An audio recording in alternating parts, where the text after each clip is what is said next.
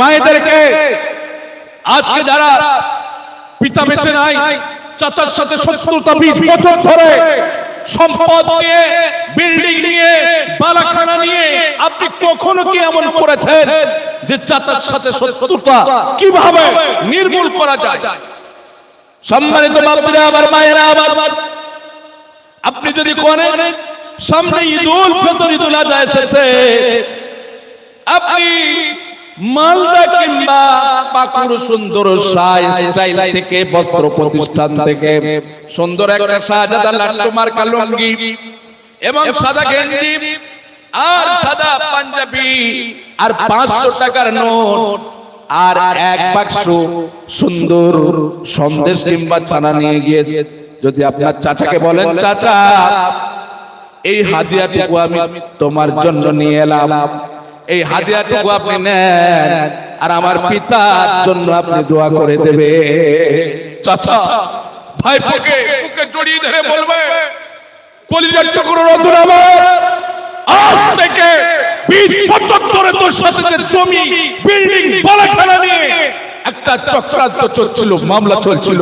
আজকে এই শাহজাদা লাট্টু মার্কা লুঙ্গি আর সাদা গেঞ্জি আর শরীরে সাদা বস্ত্র পরিধান করে 500 টাকার নোট আর এক বাক্স সন্দেশ দিয়ে সমস্ত 20 বছরের শত্রুতা মাটির সাথে মিশে শেষ হয়ে গেল।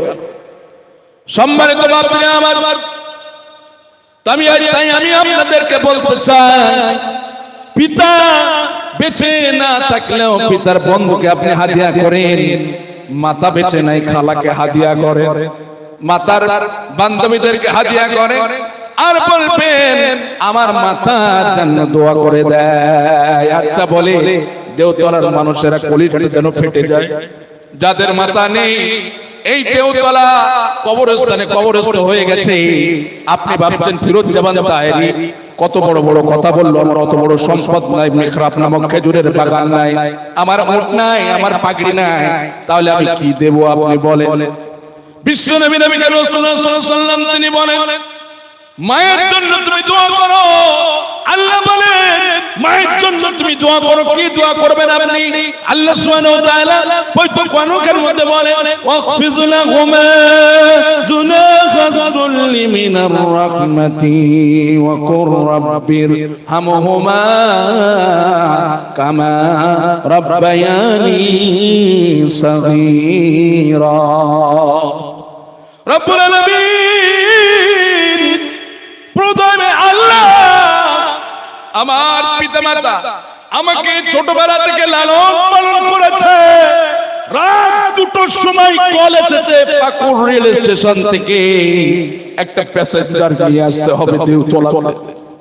পিতা রিকশা চালিয়ে রিকশার চেনটা পর্যন্ত কেটে গেছে, সেই রিকশা হেঁটে হেঁটে দেওতলা থেকে পাকুড়ে গেছে। রাত 2টার সময় প্যাসেঞ্জার নিয়ে এসেছে। পিতা হেঁটে হেঁটে দুই দিকে মাঠ আর মাঠ, মধ্যখানে শুধু রাস্তা, যেন ডাকাতের ভয়, চোরের ভয়। এই ভয়ের আতঙ্কের উপর দিয়ে 50টা টাকার জন্য রাত 2টার সময় ঘুমকে হারাম করে দিয়ে পাকুড় রেল স্টেশন থেকে দেওতলাতে একটা প্যাসেঞ্জার নিয়ে এসেছে। বাপরা আমার, ভাইরা আমার, এই যে 50 টাকাটা নিয়ে এসেছে, এই 50 টাকাটা আপনার টিউশনি মাস্টারের মাইনে দিব বলি। সে পিতার প্রতি মায়া লাগে। যেই মা রাত আপনার জন্য ঘুমাতে পারে, কঠিন শীতের সময় আপনার মুখের যখন কোনো ভাষা ছিল না, আপনি পেশাব আর পায়খানা ফিরে কম্বল রাতের পর রাত নষ্ট করে দিয়েছে, কাঁথাকে নষ্ট করে দিয়েছে, বালিশকে নষ্ট করে দিয়েছে।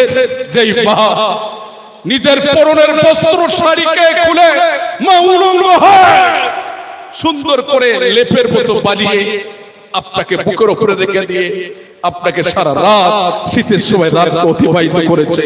মা ঠান্ডাতে জীর্ণ শীর্ণ হয়ে মাটির উপরে পড়ে আছে।